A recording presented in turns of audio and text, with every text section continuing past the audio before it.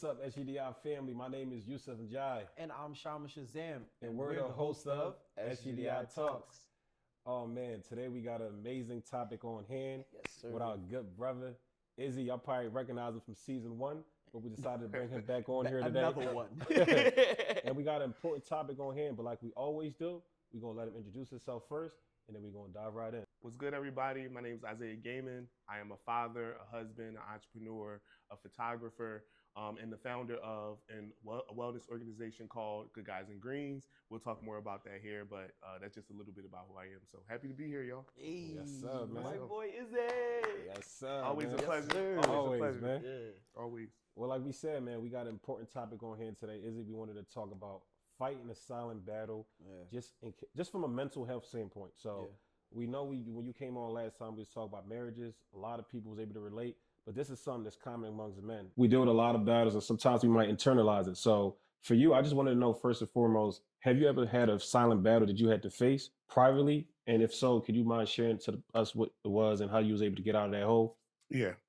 So that's a very layered Yeah. thing to talk about, but I'll try to make it short. I would say my silent battle overall would have been the ability to be able to express the way I was feeling. Okay.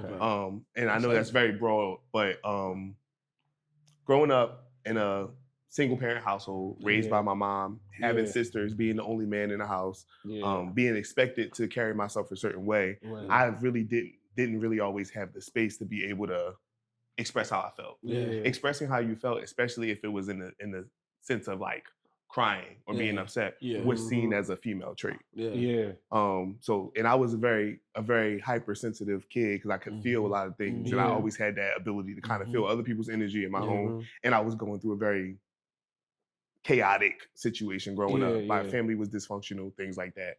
I felt like every time I went to express myself, it was always shut down. So that silent battle turned into me getting older and kind of just always taking care of other people and deflecting from my own situation because I didn't know how to deal with my own feelings. Anytime I felt a feeling of what was categorized as weakness, I would shut it down and internalize it and suppress it. That caused a lot, and a lot of people do it, or it comes out in other ways. Like the only way that I'm able to express my emotions is through anger. Because for some reason in our communities, you expressing yourself through anger is acceptable.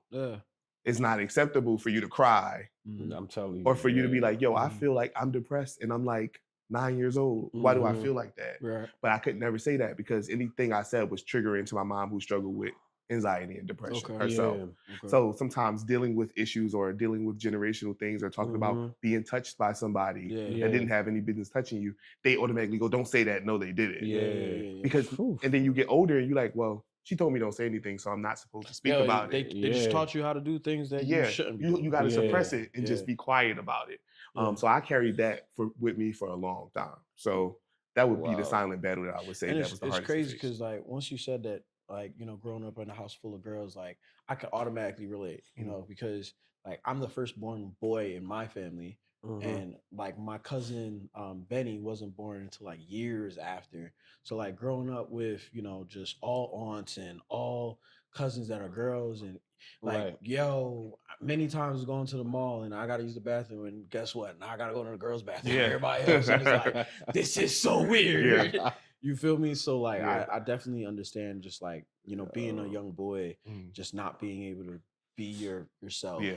You know, and imagine that feeling of feeling unseen. You know what I mean? And I feel like that's what a lot of us struggle with is feeling seen so much to the point when we get attention, it feels like we're not comfortable with that. I feel like it's not real. Or it's a setup. It's a setup. Like you were talking about, like it's something good happening and people giving you a lot of praise, you feel like you don't deserve it. Because you're not used to getting that. You know what I mean? So it's like, that's a battle. That's an everyday battle. I think a lot of us struggle with the attention aspect of like being good men and like growing up and defying the odds and trying to do stuff different. It's hard because then you get people to say, oh my God, you're such a good man. You said so good to your daughter and your wife. You're always talking about your family.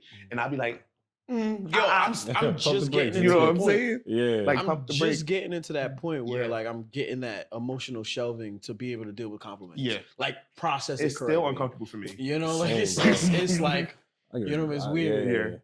No, but speaking of, growing up in a house full of girls and whatnot, like, can you like kind of speak to like what growing up and how did that impact you? Because you did say a couple things like your mom was dealing with anxiety. Mhm. Like, how did that impact you in your like mental health and your silent battles? Yeah.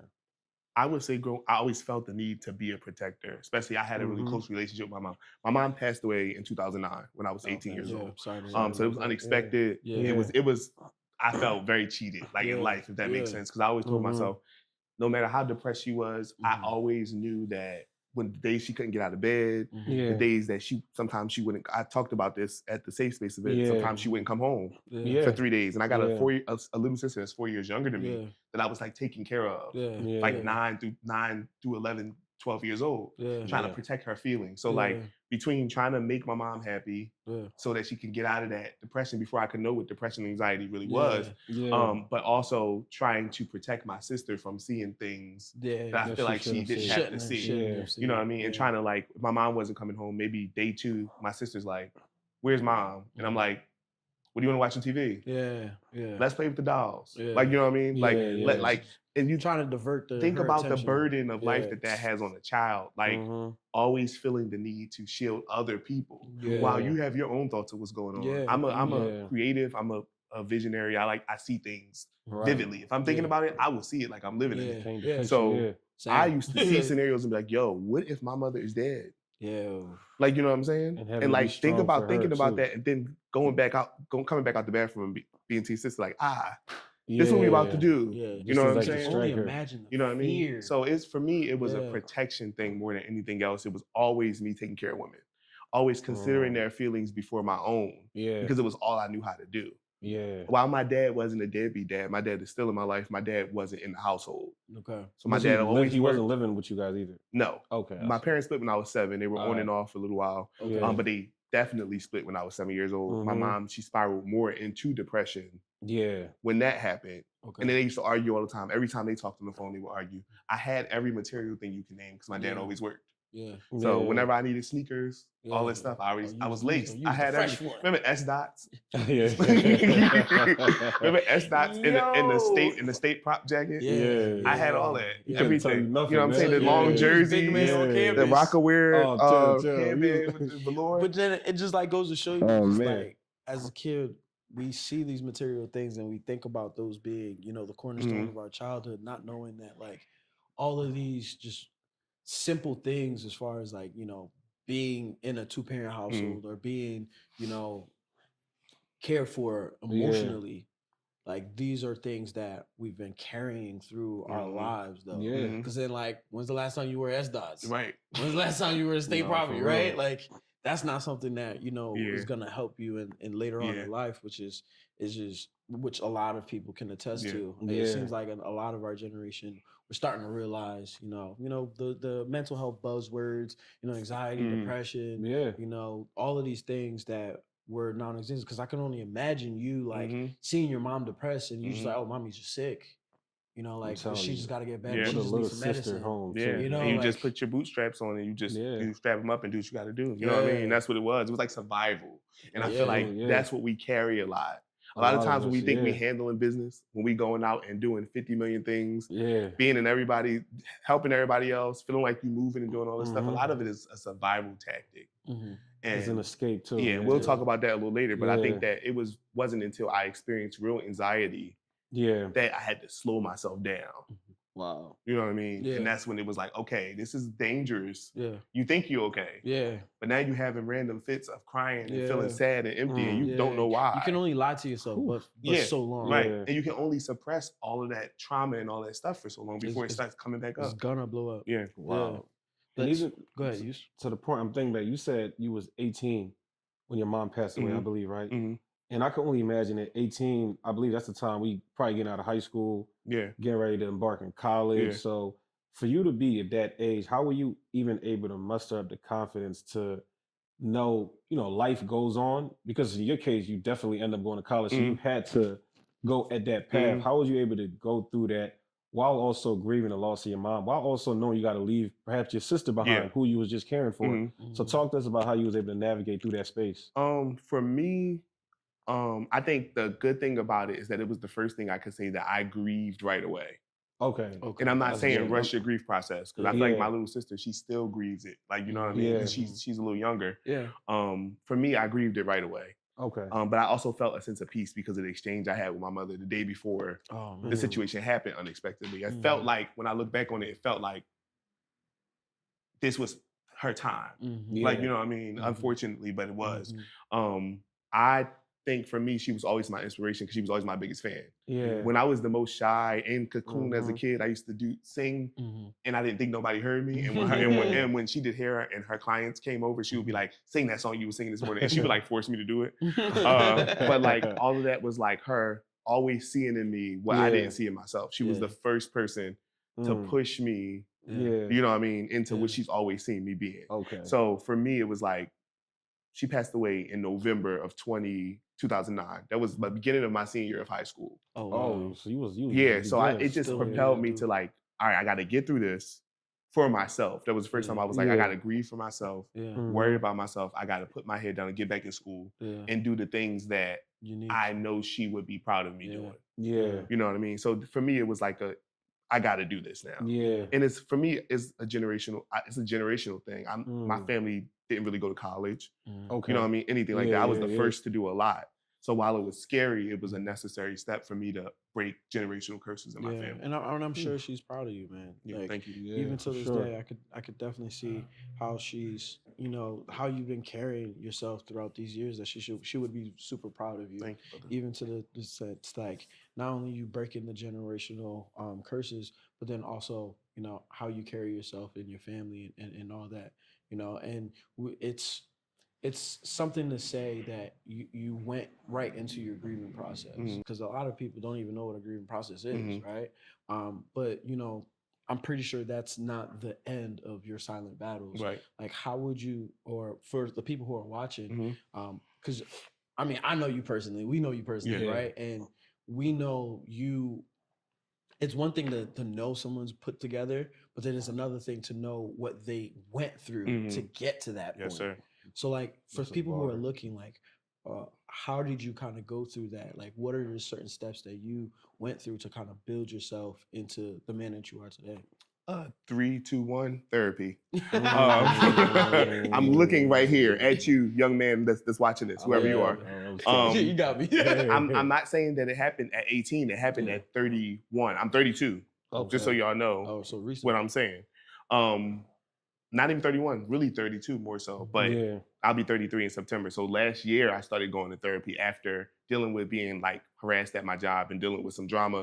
That was the straw that broke the camel's back that had me have an anxiety attack. That was my first time ever actually experiencing your body's effect to long-term stress and trauma. You know what I mean? Everything started to bubble up. But I got a family. I got a little girl that's 3 years old. I got a wife. So like, I'm like, yo, these people they don't care at all about your livelihood over their egos. You know what I mean? So like when I'm sitting home after I had to quit a job, thinking about this, thinking about how I'm going to provide, that's when I started being more overwhelmed. And that's when I realized the funny part is that right before I had the anxiety attack, I booked a therapy appointment. Wow. It was a few weeks out that it was in advance, and I had the anxiety attack probably a week before I had the appointment. Right. What made you book it? Was it like just intuitive? I just knew that it was something that I needed to eventually do. It's like that feeling when it's you're that instinctual feeling. Yeah, it's like, just gut. It's coming. Yeah, it's your gut. Like this is something that I've been kind of avoiding. But I know that I need to do it because it's going to push me to have conversations that I should have had a long time ago. And when I talked to my therapist for like the second or third appointment, she said, all the things that you're telling me that you went through, I'm surprised that it took you 32 years to have an anxiety attack.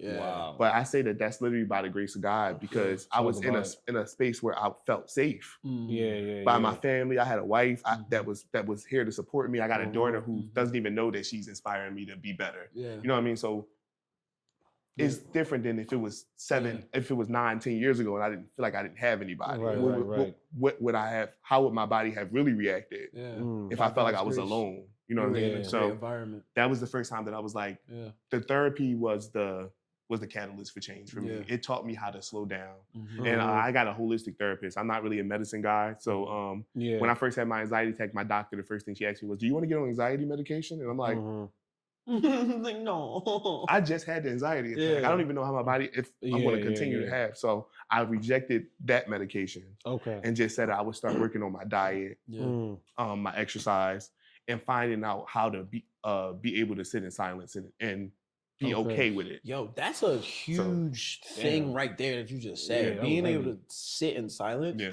Because like a lot of people, you know, they go to vices because they can't sit in their thoughts. Yep. They are constantly escaping their thoughts. Yeah. And to be able to sit in silence is like, and it's hard. For it's a power. Yeah. You know. Yeah. I mean, I've been in places where, I mean, let's talk about it. Being an Uber, it's like, yo, fam, I don't want to talk right now. Like, can you just not talk? You feel me? So like being able to sit in silence, you start to realize, because you know, I've also gone into like that mental health journey of my own. I've done a lot of self-therapy, and it's not to say that therapy is not something that people need. You know, I personally think that therapy in itself is just being able to ask yourself the hard questions, and most of the time people can't do it. So you need somebody else on the outside to show you those perspectives that you lack.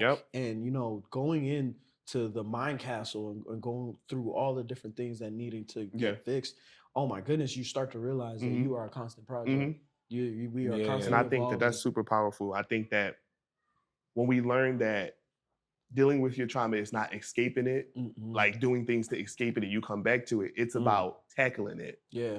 So I think that that's what makes the difference. Like for me, it's like, yeah, I can go to the gym. I can have sex with a lot of women if I'm single. Like, you know what I mean? Do whatever I can do. Every time I go back to being by myself, those same feelings and traumas are going to come back at some point. So now what am I going to do to take the steps to be able to start unraveling it? And not letting it control me. You know what I mean? Because that's how people get hooked on drugs, maybe drinking problems or whatever. Like addiction is nothing more, in my opinion, than a habit that you pick up by the avoidance of something else. Wow. You know what I mean? I know a lot of people say when they were addicted to eating food, they did it because they did it to comfort themselves. Addiction to pornography is a comfort tactic for you. It makes you feel good. It's dopamine. It's a quick fix. Temporary. You know, but you're gonna keep looking for it, and then you're gonna start getting desensitized to that feeling. So you're gonna start going into deeper means to satisfy the feeling. A habit just gets bigger and bigger if you don't find a way to break it.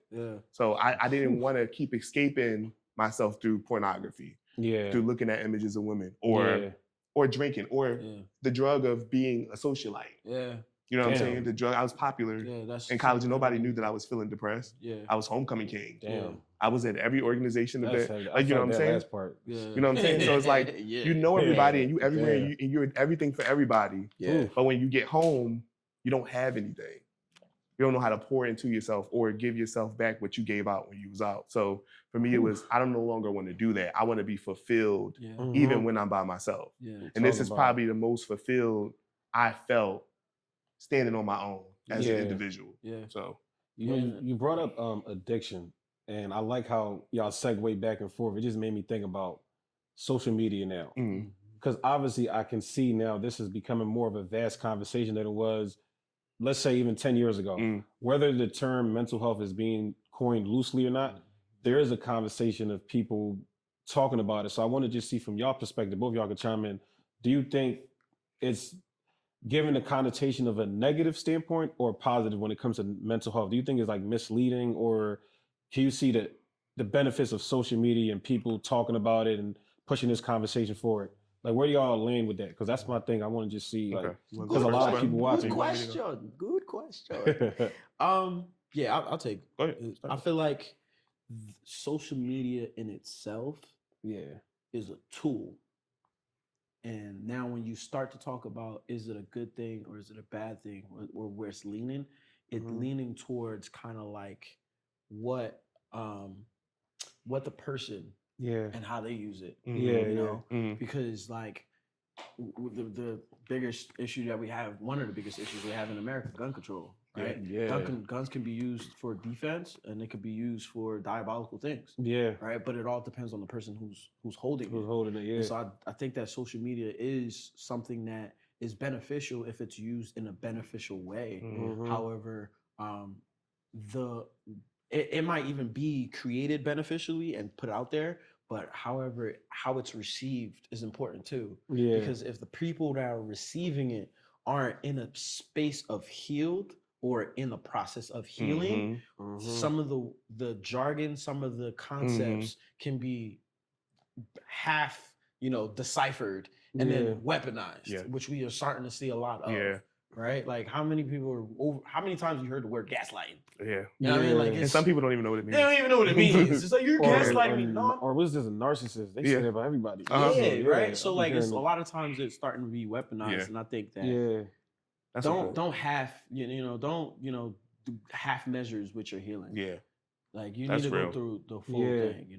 What's your take though? That's real. Give me ask me that question one more time, just so I can make sure I answer it correctly as well. Well, in short, like when it comes to the conversation of mental health, I believe I said something along the lines of, do you think the way it's being presented on social media, is it giving it a negative connotation or is it being presented in a positive way? Because people are pushing that conversation forward. That's a really, really good question. Yeah. I think that it's a little bit of both. I think that it also depends on where you are, and like you were saying, in your walk as a person and how you perceive things. Right. Because for some people, any conversation about mental health is triggering because they haven't reached the point to be able to even understand it. But for some people, the awareness aspect is enough. Okay. So for me, I'm at the point where I'm like, I'm doing what I'm doing now. I'm here having this conversation because as a Black man, I understand that now my role is to be. Okay. You know what I mean? It's not to showboat. It's not to do anything. It's to be in the space. Because a lot of times as Black men, we retract ourselves. And we go in solitude when we're feeling down. We don't go into community. Like we need community. And I think that social media creates community for people who don't necessarily always have a tangible, reachable community. So I think that awareness on social media is very important. Hearing more men talking about their journeys of fatherhood, marriage, mental health, I think is such an important thing because women have been doing it for a long time. Absolutely. So I think that that's a great aspect. I think the negative aspect is I think that some people, just like anything else, are abusing the field of work to get attention. You know what I mean? Which is the other but side I of feel the like point, if you are an aware person, if you have the emotional awareness to understand, you know who is really about it and who really isn't. So it's just up to you to realize there's always going to be vultures, no matter where you go. No matter where you at, what space. It's about you getting that community with the people that you do feel connected to and that you feel like are really about it. That's why when we did the safe space, I was like, it's so important for us to set the ground rules to let people know what this is about. Because I'm like, I'm not playing with y'all. Like I'm not coming here. I'm not wasting time away from my family to come here to look cool. You know what I mean? It doesn't feel good to always talk about your trauma. So I'm like, it's about building a community in a space. So I put my blinders on and I focus on the people who I know mean well. You know what I mean? Real talk. And we're definitely gonna hop into the safe space soon too. But before we go into that, I definitely wanted to ask too, as far as you've been on your journey to kind of do better for your mental health. Like, what are certain coping mechanisms that along the way that you've been kind of, putting in your bag per se? Let's say that. That's a good. It's been a lot. I would say the first thing for me is presence, like understanding what presence looks like. And sometimes being present means turning off your devices when social media gets too overwhelming. We got stuff going on in Palestine. We got stuff going on in Sudan. It's so much trauma online, and we get so desensitized to all the violence happening in the city. Like, it's so much. Sometimes you need to turn it off and look around you in the space that you are and appreciate what you have and reflect on where you've been. Gratitude. You know what I'm saying? That gratitude, because that allows you to walk around and treat people better. Yes. You know what I mean? Like a lot of times if you got all this toxic social media conversations about what a man and a woman is supposed to be doing in a relationship, I'm so over that conversation. Who's the prize? So when you got all that, sometimes you feel yourself being hostile. When you're out, you don't understand how it's affecting you. So I think presence is the most important out of anything. Sitting down and going, okay, I feel myself thinking about 1,000,002 things. Go take your daughter to the playground and pay attention to her. Talk to her. Take your wife out to eat. and pay attention to her, talk to her. Like, you get what I mean? Those things, to me, that's the biggest key. Mm-hmm. And another one is just methods of self-care for yourself. Me, I like to get dressed. I like to look nice. Yeah. I like to take care of my skin. Like, stuff I like to do. Indulge in that. Glowing, y'all see him? He glowing. He's glowing. I'm a cute dude. That's tough, You bro. know what I'm saying? Yeah, Like, but I like, it shows. get out of here. It shows, man. But indulge in that. Indulge yourself. I like that, man. You deserve I like to that. take care of yourself. Yeah, you deserve what they good call it, sure. a soft life. Don't get into that because the comments about to be crazy. Yeah, but you Yeah. deserve that, and treat yourself to spa treatments and all that Yeah. other kind of stuff that make you feel pampered and You understand deserve that good things. you deserve it. Yeah. Yeah. You don't have to just work hard and that's it and die. Yeah. No, I'm so glad you deserve to spoke to relax. that, the self-care regimen, bro. Yeah. Because I feel like people don't understand like how important it is. Like when you feel good, like you can be good. Yeah. Like even if some symbols Yeah. looking good. Yeah. We was talking about Shama, your beard when you came on. Yeah. We both went to get a haircut. Come Just on. simple things to just make yourself feel alive. Mhm. You know what I'm saying? And another thing that you mentioned too that just made me just think about like just the people watching, because I always talk about representation. Yeah. And that's what I love about everything we do. Yeah. We're in a position where other people as well, like what you do, other people are following, other people are paying attention. So there's somebody out there right now as we speak that is battling the silent battle. For sure. But to that person who chooses to suppress and not elect to tell anybody what's going on, how can we find a way to advise them to at least talk to somebody? Yeah. Just somebody. Because I know when we say therapy, they might look at it like, all right, that's step 10. Yeah. Step 1 could just be like having somebody to talk to. Yeah. But what is ways that we can just talk to them? Like both of y'all could chime in too. Like to just get them to just talk. Because a lot of people, you find out like, God, I done seen people I know that, you know, where they passed away, then I'm hearing all these things they was going through, or they got locked up. Nobody like, damn, knew. I didn't even know. Yeah. So Yeah. like they suppress a lot of things in. So like talk to me about that. One, you can DM me. I know that sounds mad funny, but like if you feel connected to somebody for any reason outside of myself, I'm using me as a model, but anybody that you feel connected to, reach out. Yeah. You ain't got to spill out your whole life, but try to make a connection because that sometimes changes your life. Those small conversations. Don't allow, you have to find the courage to say that you need help. Yeah. Because for people, saying that you need help by society sometimes comes off as you're weak. Yeah. But it's not a weakness, it's actually a strength. It's a strength to be able to have the awareness to realize that you're not okay. Yeah. That's a good way to Vulnerability. put it, bro. You know what I mean? Because then I feel like that's just number one. And I think another way is go out into your community and meet people. Go to groups. Go to a safe space. Go. You see more of those happening. So put yourself out there. Even if you don't want to talk, come and sit in the back of the room and be in a space Just with be in people that so you can space, realize the key to, I think, getting better is realizing that you're not the only one going through it. Yeah. The more that you sit by yourself and isolate yourself, the more it's going to feel like, and negative forces and the enemy is going to make you feel like nobody else understands you. I've been there, so I know it. So it's more so about, you know what I mean? Yeah. In short, get around people. The pandemic has made us, you know what I mean? It gave sit us by ourselves a lot, isolation very long.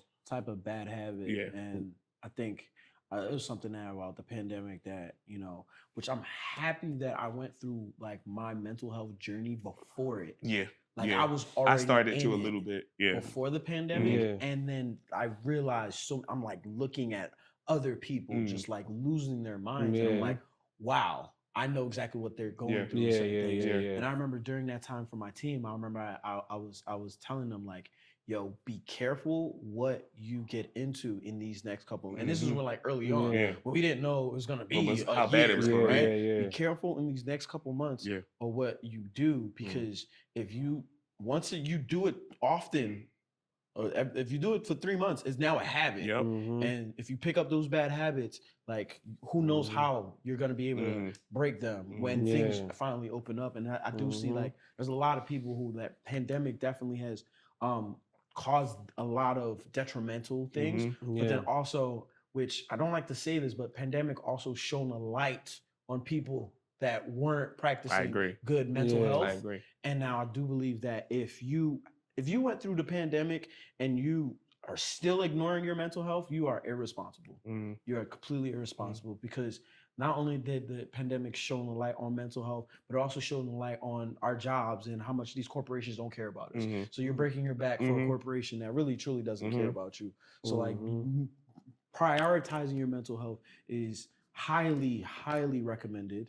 Which brings me to like our next, topic, question, or whatever. Because by the time they see this, you know, we've already had our SGDI safe space, which are the three gentlemen were able to kind of put together for the Black men, or, you know, everybody really. It was open to everyone, but we did want to specifically focus on, you know, Black mental health.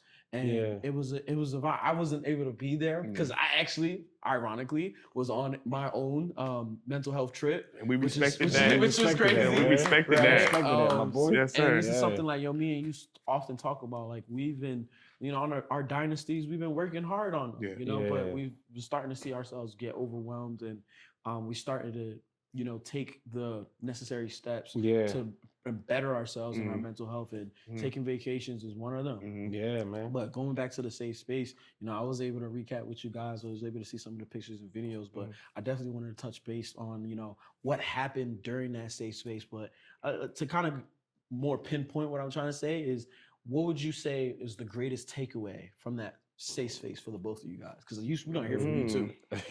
I want him to go first. Let him go first. I want him to go first. Oh man, that safe space, man. Like, I would just say, man, first and foremost, was grateful that, you know, we got each other. We was able to come up with a plan and stick with it. Because believe it or not, things like this you can easily pull out of it just from the thought of it being so like, the men really gonna come to this, man? Yeah, I'm really gonna open up. So I'm glad we was able to go through that weeding process and actually we was over communicating. Like, we was it went crazy. We get on call, texting, like voice notes. It was fun though. The voice notes was crazy. Because we have one Android user. I am the Android user. I am loud and I'm proud. Okay. He was the only one that didn't respect the fact that she's an Android. No, man. I just, just make life easier. You know what I'm saying? I ain't gonna lie. Sometimes I'm driving, you just send a voice note. But like, to answer your question though, I think for me the biggest takeaway I would say is that people actually want to be a part of a greater good too. Like, sometimes when we're around each other, it's hard to find your tribe sometimes. Like, you come across people, and oftentimes you come across people that don't have the same mindset, or they don't have the same vision, or maybe they think your plans is just too big, or they're just not respectfully, they're just not into what we're into. With you. So I think, Izzy, what I was so proud of when we was in that room is just to see a bunch of men from different walks of life adding value to the conversation. Like, my biggest takeaway was perspective. I realized that I was not as open-minded as I thought.